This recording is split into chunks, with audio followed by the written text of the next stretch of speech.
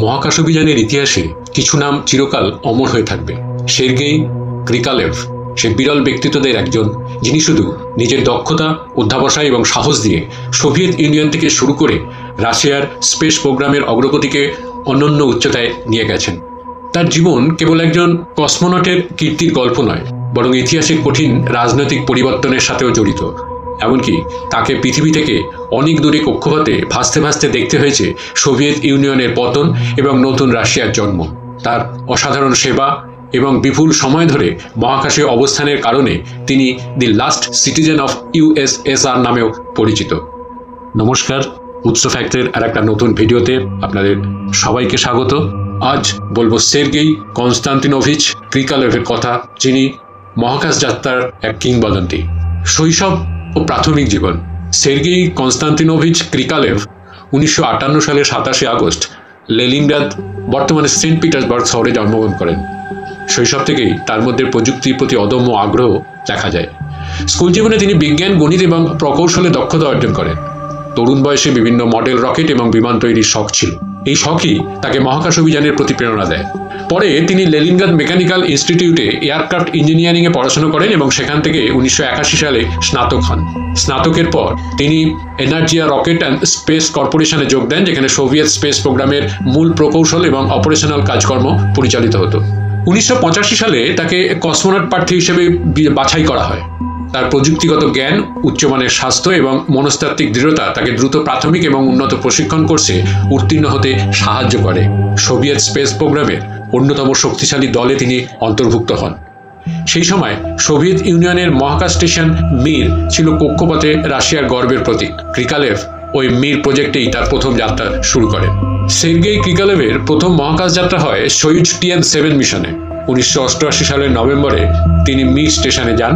তার সঙ্গে ছিলেন আলেকজান্ডার ভলোকভ এবং ফরাসি নভোচারী জ্যাঁ-লুক ক্রোতিয়ান।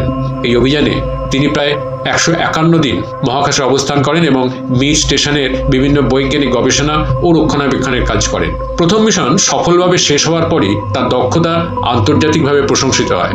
তাকে পরবর্তী গুরুত্বপূর্ণ অভিযানের জন্য মনোনীত করা হয়। ইতিহাসের অনন্য অধ্যায় সোভিয়েত ইউনিয়নের পতনের সাক্ষী 1991 সালের মে মাসে সের্গেই ক্রিকালেভ সোয়ুজ TM-12 মিশনে আবারও মির স্টেশনে পাড়ি জমান। তার সহযাত্রী ছিলেন অস্ট্রিয়ান নভোচারী ফ্রান্স ফিবেক এবং রুশ কসমোনট আনাতোলি আর্জেভারস্কি। এই মিশনের সময় পৃথিবীতে ঘটে যায় এক ঐতিহাসিক রাজনৈতিক বিপ্লব।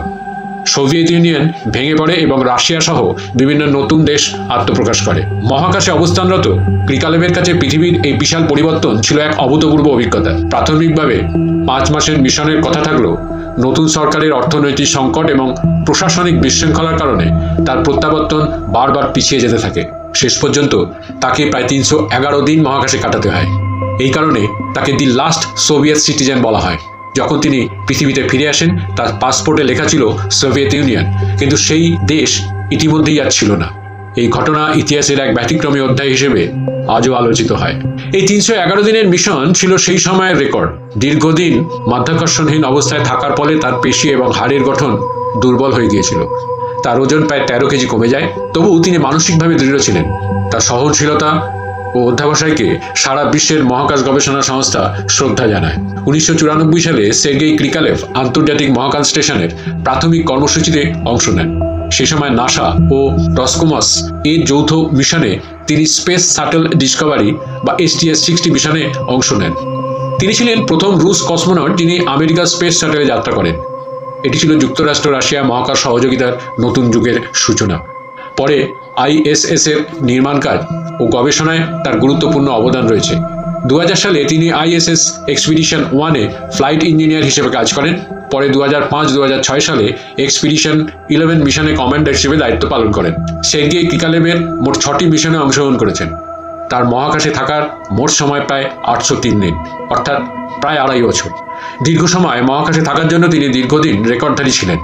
পরবর্তীতে গেন্নাদি পদালকা এই রেকর্ড ভাঙলেও ক্রিকালেভের অসাধারণ যাত্রা ইতিহাসে সাক্ষী হয়ে থাকবে। সের্গেই ক্রিকালেভের স্ত্রী ও একটি কন্যা সন্তান রয়েছে। তিনি কেবল একজন কসমোনট নন, একজন দক্ষ বিমান চালক, প্রকৌশলী এবং বিজ্ঞানী। কাজের বাইরে তার শখ অ্যারোবেটিক ফ্লাইং এবং প্যারাশুটিং।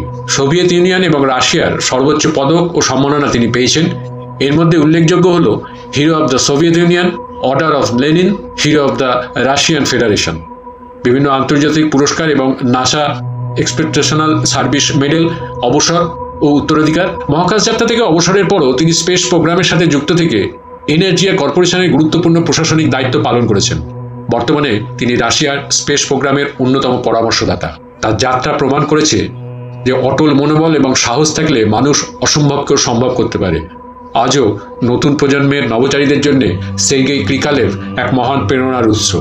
সের্গেই ক্রিকালেভের জীবন কেবল বৈজ্ঞানিক সাফল্যের নয়, তা হলো মানব ইতিহাসের অন্যতম নাটকীয় পরিবর্তনের নীরব সাক্ষ্য।